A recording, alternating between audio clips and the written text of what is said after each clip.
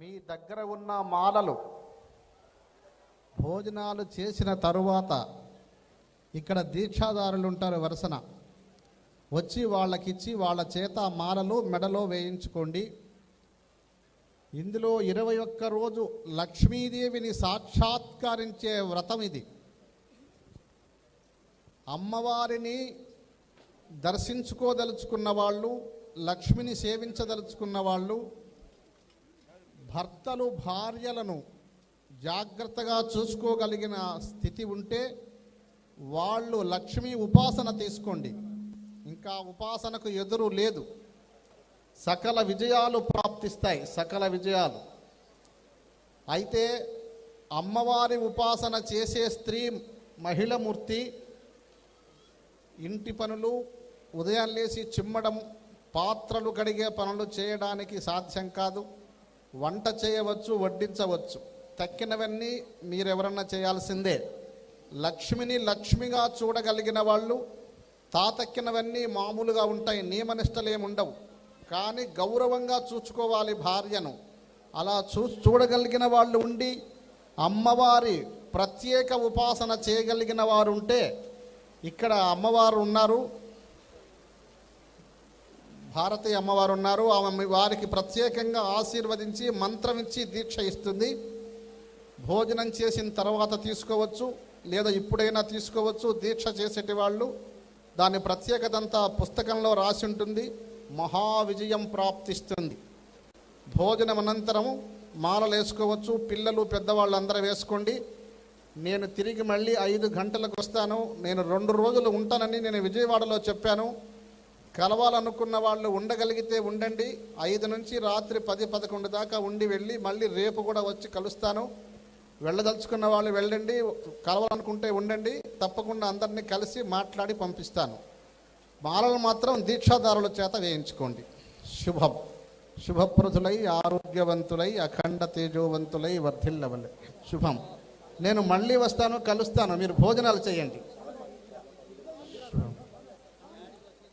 ఏం కాదు, ఏం కాదు. శుభంగా ఉంటుంది. భోజనం చేసి ప్రశాంతంగా ఉండండి.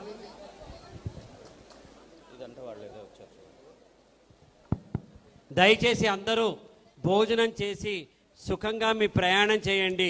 స్వామిని కలవాలనుకునే వాళ్ళు సాయంత్రం 5 నుంచి 10 వరకు ఇక్కడ ఉంటారు. రేపు కూడా ఉంటారు.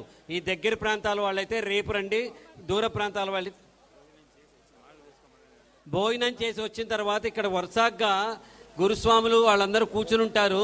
మీ మాల ధారణ చేయొచ్చు. భోజనం చేసి వచ్చిన తర్వాత ఇలా వచ్చి మాల వేసుకుని అలా వెళ్ళిపోవచ్చు. అందరూ కూడా దయచేసి భోజనం చేసి తిరిగి రండి. మీ ఇన్స్ట్రక్షన్స్ చెప్తాం మేము.